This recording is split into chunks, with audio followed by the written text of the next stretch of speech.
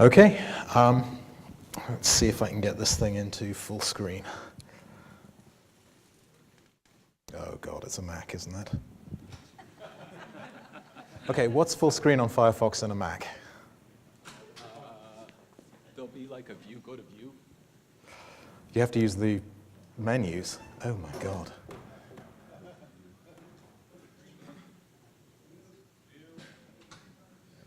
Oh, it's something squiggly F. Okay, I wouldn't have thought of that.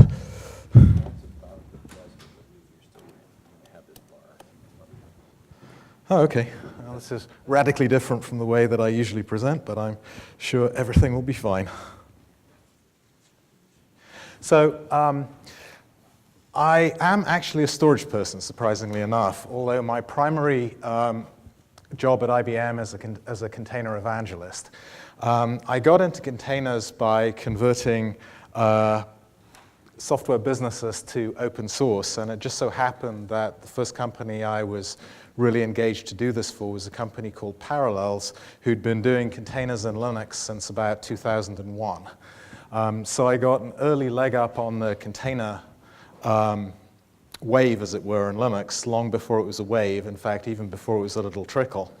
But because my job was actually trying to get most of what Parallels needed for its containerization technology upstream in Linux, I got to play with it all firsthand, and at the end of the process, I actually ended up a sort of container expert.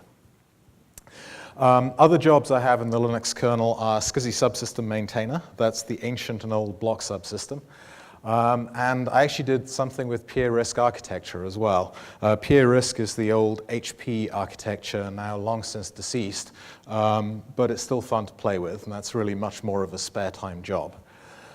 So one of the things that I need you to understand to actually get a handle on this talk is how containerization technology actually works in Linux.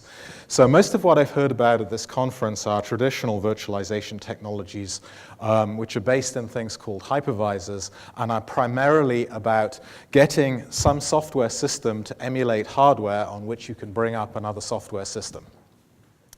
Containers, as it turns out, are nothing like that. Containers are about virtualizing the operating system itself. And the key thing that is the difference that causes the problem for all of you as storage people is that in a containerized system, the guests do not have a separate kernel. So in a container system, the guests take all of the services from the kernel that's running as the host operating system. So this means that all of the magic storage technologies you did in the past to push storage through the hypervisor into the guest by some sort of hardware interface don't work in the containerized world. So this is an example of what a containerization system in Linux looks like.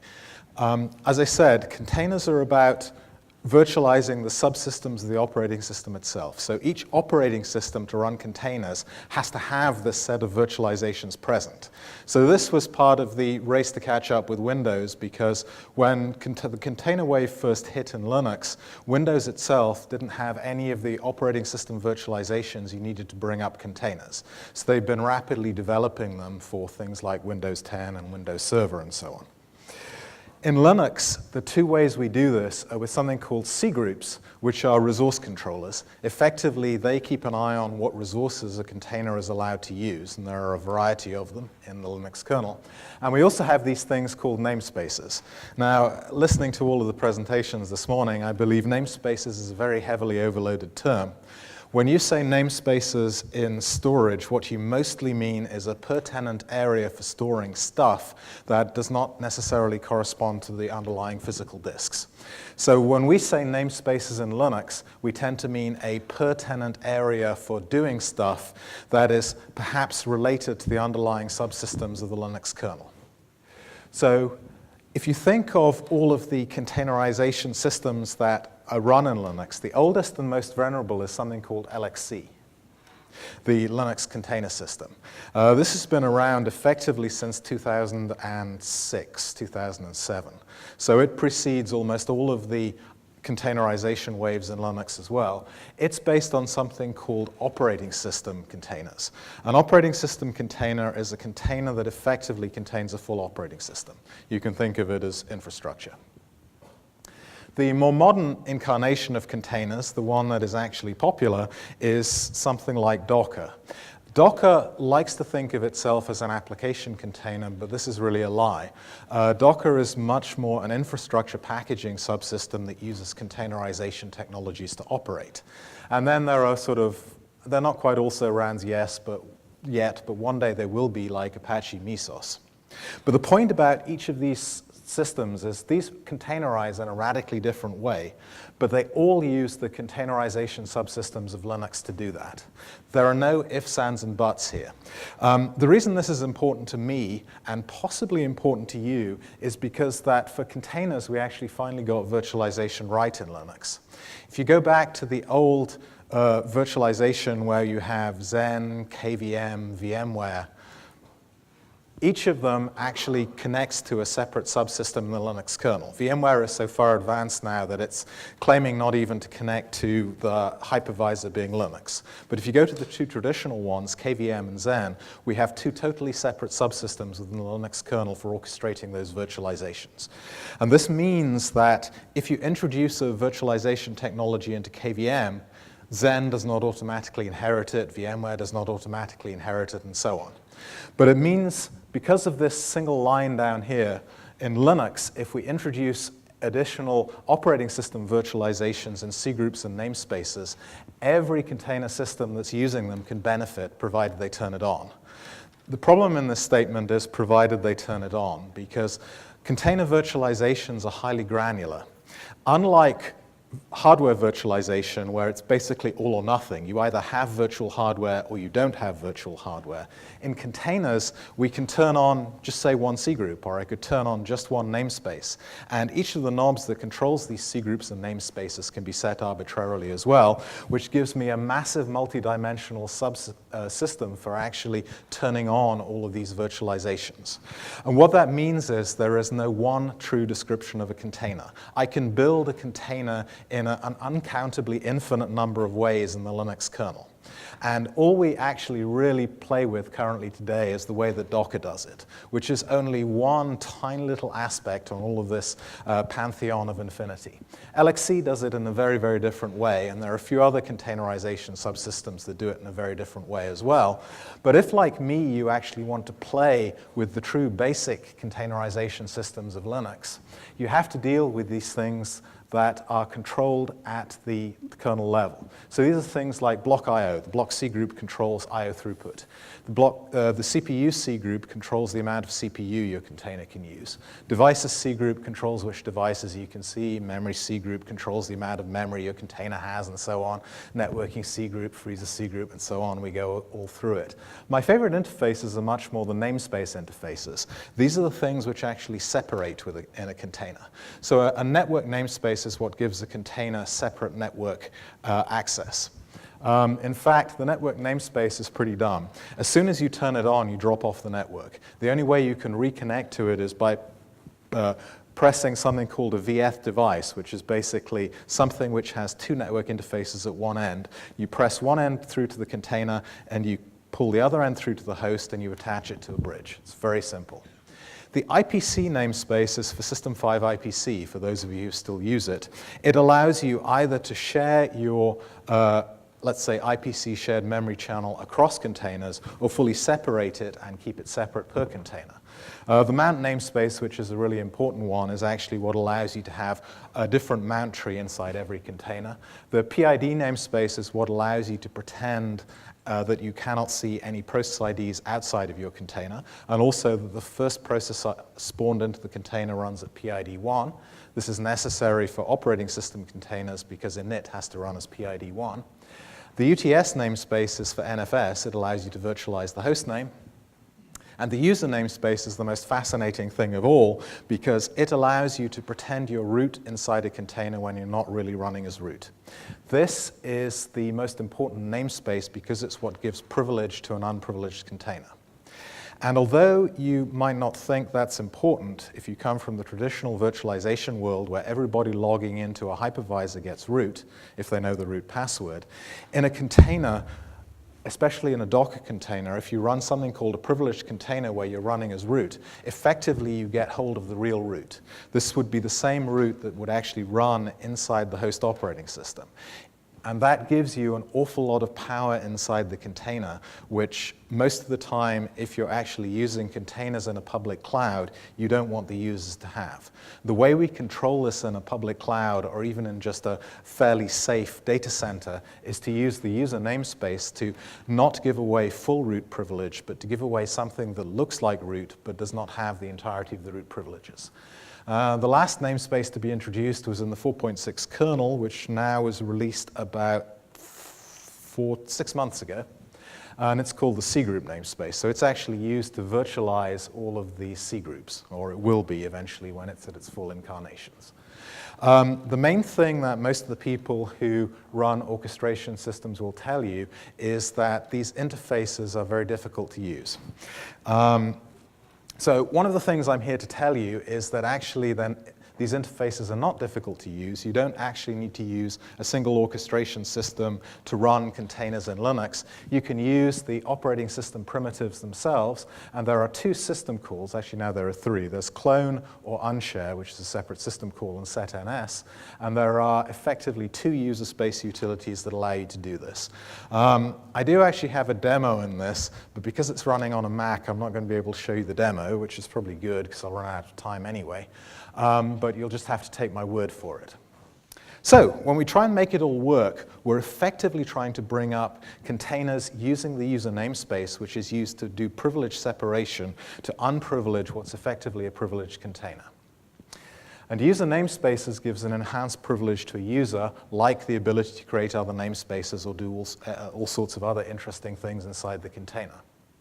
And it also does a mapping between what we see of as the interior ID, which is the UID you think you are in the container, and the exterior ID, which is the ID that you are in the kernel. And there are lots of proc files that I won't go into that you actually use to do this. And there's a shadow utils, if you install it on your Linux system, that actually allow you to play with this. And it retains the concept in a user namespace of an owning UID, which does not have to be root. So the person who actually created the user namespace actually has the owning UID. So if I create it as my own little JEJB account on a Linux system, I become the owner of that user namespace. And the owning UID is the one that can actually give itself enhanced privilege, root-like capabilities. All unmapped UIDs inside a user namespace are inaccessible. So one of the ways that we cut the user namespace off from the vast plethora of UIDs that might represent your other tenants is by simply not mapping them. So this is another safety feature. So let me illustrate the problem that this actually brings for storage, or one of the problems this brings for storage. In user space, you have a view of the UID, which is what would be the interior UID. So it's the standard one you see. This would be, if I want to pretend I'm root, ID 0. In the kernel, you have an absolute kernel view of what that UID is. So if I've taken my little UID and mapped it into the kernel, I would actually have numbers for this. So it would be about 1,000. And then across the other side of the boundary is where you write from the kernel to the storage. So if we do it with numbers, I'm pretending to be root, so I've got UID 0 as the interior ID. My kernel view is 1,000, and the problem is that because the kernel writes to the storage using this file system UID, which is identical to the kernel UID, the actual ID that this appears on the file system is also 1,000, which is a bit of a problem if I'm pretending to be root, because this means that any unprivileged container that's trying to be root and write out a root image cannot actually do that. So this is a fairly significant problem in Linux. This is the reason why Docker, a Docker privileged container currently has real root running inside it, because the only way it can actually tamper with file system images as real root is if it's 0 here, 0 here, and 0 here. This is one of the many security problems with Docker.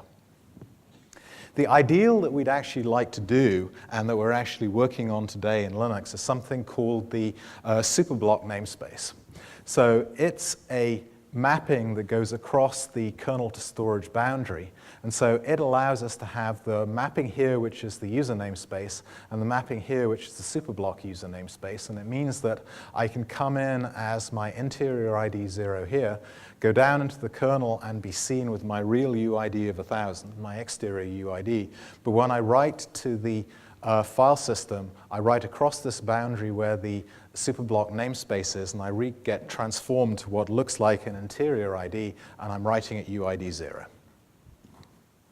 And what this would tell us is that this problem is now solved in Linux. It's a superblock namespace. This was actually introduced in the 4.10 Linux kernel, so it should be there already, and it should work. And the problem is that it doesn't. And the reason that it doesn't is because to use it, you need a superblock, which sounds fairly obvious to you as storage people, because every time you mount storage in the kernel, you get a superblock for that mount. The problem is that containers do not usually mount storage. Usually storage is what's called bind mounted into a container, not real mounted into a container. And with a bind mount, you do not get a superblock. So to go into this in some more detail in the last 5 minutes, struct mount is a file system internal structure, and VFS mount is what is visible. So this thing is actually used, VFS mounts in Linux, what we use to build a file system tree, not superblocks. And a file system tree is just a set of these struct mounts that go all the way on, potentially through the directories. Every time we bind mount into a tree, we just started a new VFS mount. But the problem is that every mount namespace has a set of these struct mounts, but all of these struct mounts point to a superblock, and the superblock system is not virtualized. And the relationship is many to one. So if I mount something external, I get a new superblock, but if I just bind mount it, I get the same superblock with a different VFS mount, and this is the problem. So to illustrate, these are a set, every node in this tree is a VFS mount, and every color on this tree is a separate superblock. So I've got the red superblock here, and I've bind mounted it, so I've got a red superblock here, I've done a bind mount here, and I've got a blue superblock here. If I unshare the mount namespace, I just get an identical tree. So it's completely identical. But now I can actually modify these two file system trees separately. So I could do interesting things like unmount the blue superblock here, but if I've unshared the mount file system, it will actually stay there. This can be really nasty. Let's suppose the blue superblock represents a USB key. So you insert a USB key into your machine, it gets automatically mounted, then you unshare the mount namespace and try and pull the key out. In theory, because the mount namespace has been unshared, I have a separate copy of this superblock that I cannot actually get to because it's sitting inside a container, and the resulting the thing that results is actually an unclean mount of the USB key. Pretty nasty. One of the other things I can actually do in this unshared tree is I can modify the way it actually looks to the bind mount. So I can cut off bits of it, or I can rebind mount it, or I can do lots of other interesting things to it. But the one thing I want is to actually get hold of this mapping subsystem for the containers. So one of the oldest solutions on the books is to use a fuse mount. So fuse is file system in user space in Linux, which effectively does a UID shifting bind mount. It was done by Matthew Partel a long time ago. It actually works, and it simply remounts a subtree with a UID-GID shift going through user space. The problem is that because it goes through user space, it's actually rather inefficient. And it also requires root to mount this. The solution I proposed 3 months ago at the Linux File System and Storage Summit is called ShiftFS, which is effectively an in-kernel UID shifting bind mount that actually has its own superblock.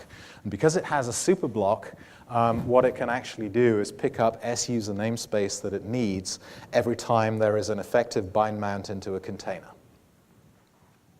It requires the admin to mark which piece of the file system is bind mountable, but after that it can be done fully unprivileged. So you can actually designate all of the storage you want to bind mount into the container and do it anyway.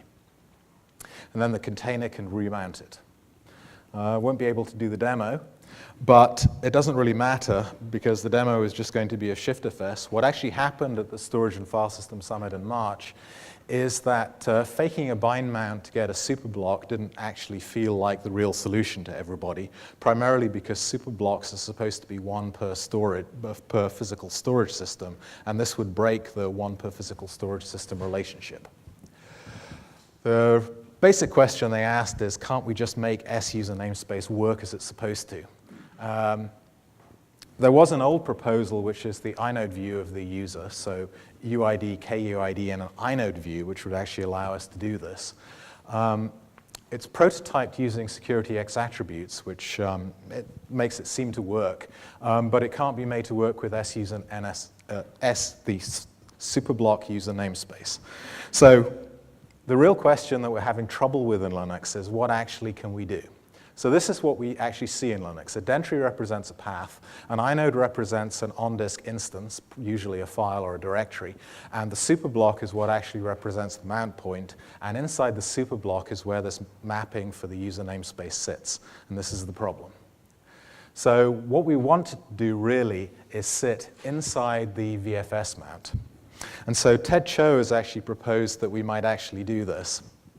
The real problem with this is that this would require the rethreading of almost every VFS call in the Linux file system. So this would be a massive engineering effort on the Linux VFS layer that would basically take instances that speak dentries, inodes, and sometimes superblocks, and we'd have to thread a VFS mount through all of them.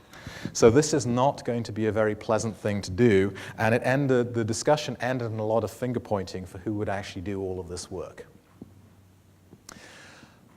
The reason why it's still possible is that because this allows a lot of other properties, labels, to be added per VFS mount. And there are lots of people who are interested in doing that.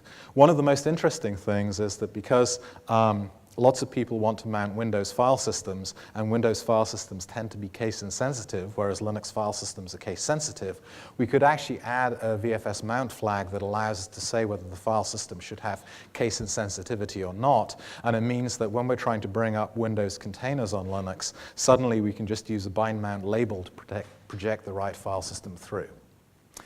The final alternative is to abandon S-user namespace arbitrarily, to use this inode mark and just get rid of the user to kernel view. So the conclusions are that we haven't fixed this yet. We're really sorry. Hopefully we'll be there soon. And we have several ways to solve the issue, but we're not actually sure which is the best. And the reality that I owe you recording, but I'll say it anyway, it's not actually which solution is the best, it's who's prepared to do the work on this solution to get it actually threaded through Linux. With that, I'll just say that if you enjoyed this presentation, it's a web-based one using Impress, which makes me a web developer, and then I'll say thank you and call for questions if I have any. Thanks very much, James. Now we know the mind of the Linux kernel. We've been exposed to it, so very good. Questions for James? Did I scare everybody off? Don, you got one? Okay. Sorry, it was a whistle-stop tour. That was an hour talk, I'm afraid. On the contrary, no. So I've worked for Citibank. We're rolling out containers. Doing persistent storage for containers is a really, really big deal.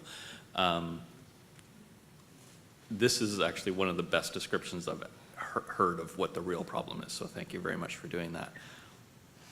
If you had to put your finger up in the wind and say, is there going to be a concrete solution to this in 2018 or 2019?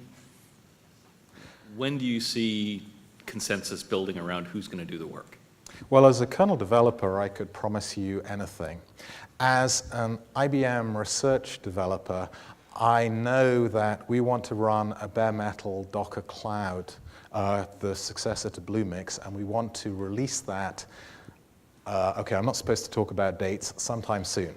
Before we can release that, this problem has to be solved. So internally within IBM, it has become my job to find a solution to this problem. So I can promise you that this problem will be solved, but I'm not going to say how. One of our options, I have to confess, at IBM is to take what I did with ShiftFS and just graft it into the kernel that runs our bare metal containers and just use that. So I'm not going to promise you this problem will be universally solved, but I will promise you there will be a solution in very short order. Thank you. Any other questions?